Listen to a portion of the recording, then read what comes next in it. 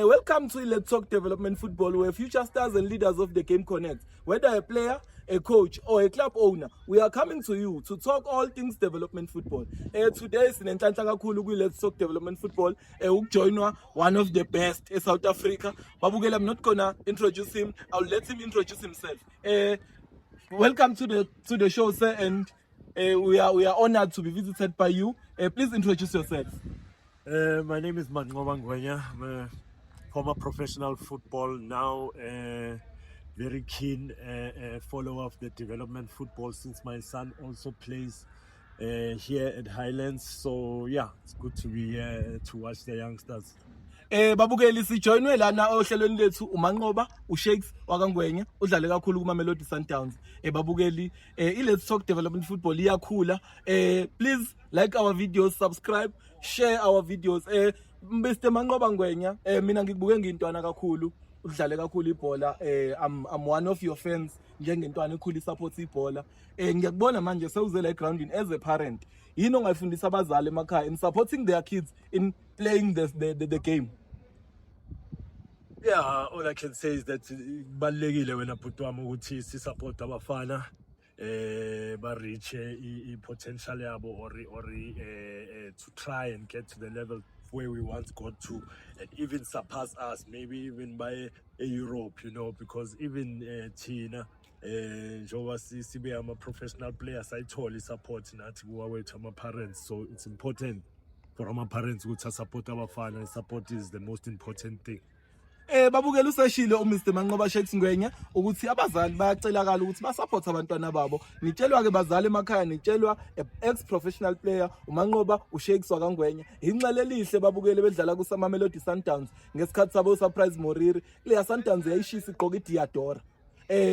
Angeke ize ngichazeke kakhulu babukeli. Mr. Manqoba, mawucabanga eSouth Africa as a whole, are we doing justice to the development of our country? Ngiyabona khona ama positives when we are looking at abo Relem Mofokeng, abo Mbokazi and other players abaphumelelayo at a younger age. Mawucabanga eSouth Africa, we are doing justice to development as South Africa. Yeah, no, I think ama positives akhona njengoba sowashilo baningi abafana abancane sibabonayo.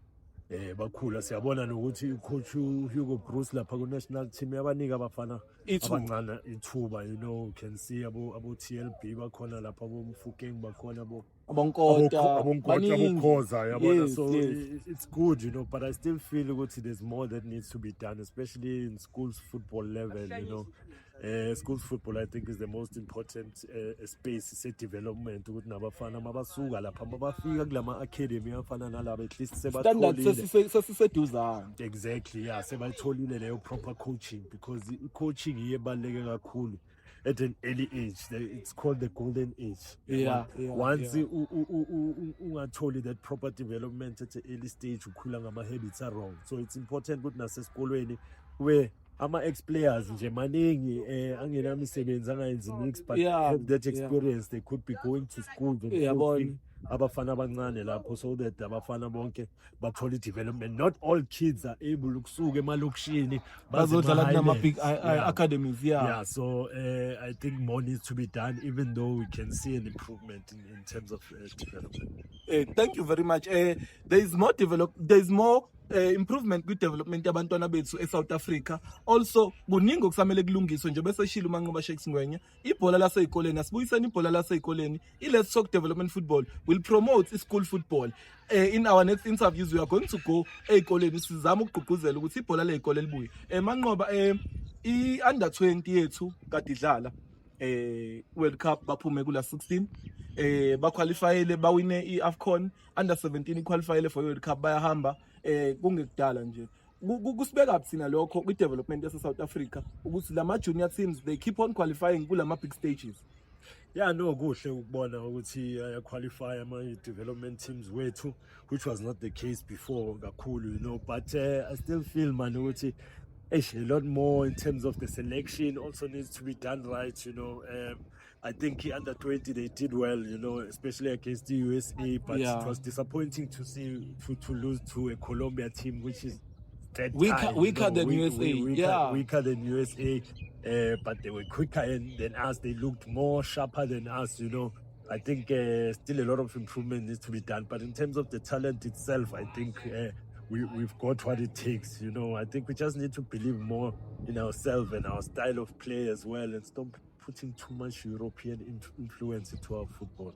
Kusho ke umuntu oyedlala ikasi football uthi let us not put European football into our football. Asingaxobi indaba. Asiqhubeke nebhola lethu esilaziyo siwuMzansi Afrika. Mr Shakes intwana yakho nje ubushila idlala la ku Highlands Park. Yini omtshela yona every day as a player?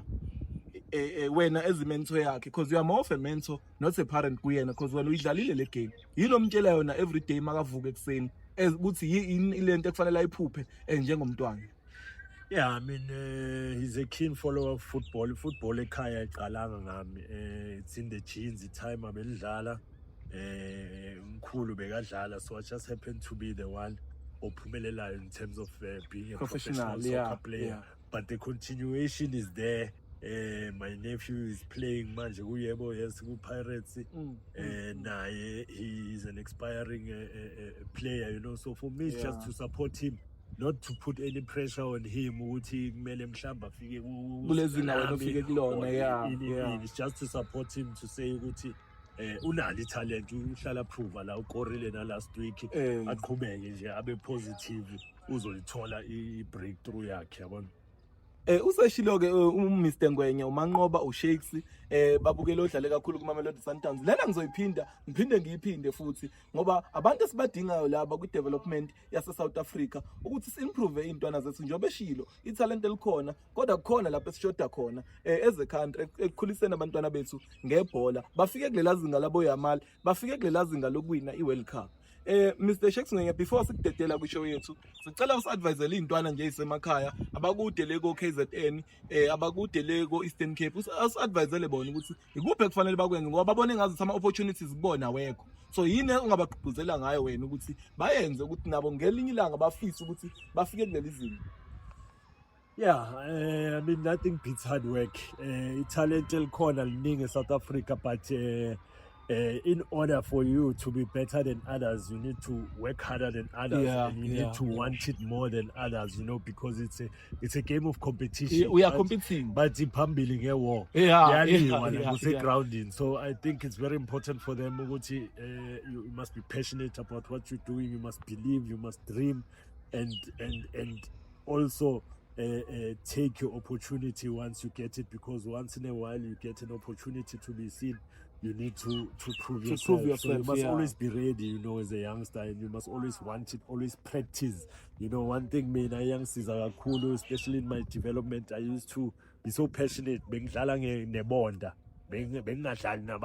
hardly played for any other team before professional team. So practicing my technique all the time. So it's all about the passion and the love of the game, and then when you get that one opportunity, you take it.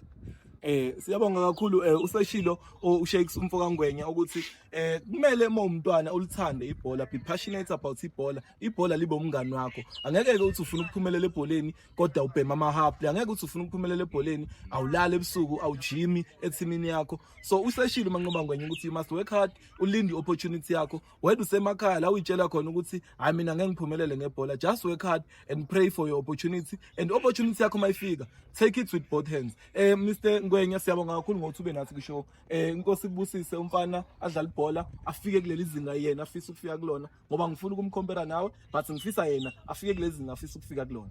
Yeah, ngiyafisa ukuthi angalidlula lelo zinga naye asithatha sise kwenye level, set a new bar, you know, but support soloke simnika yona. And nani ngimfisela inhlanhla bafowethu njengoba ngiqala le podcast ngathi ngaba successful, because we need such shows for our development football and our youngsters to be seen, you know. So ngiyabonga kakhulu.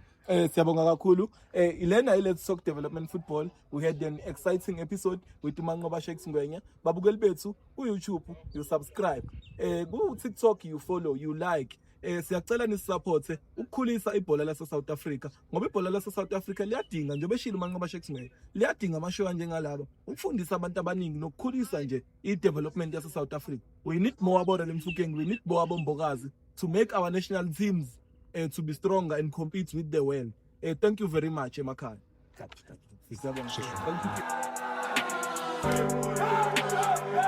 you. Hallelujah.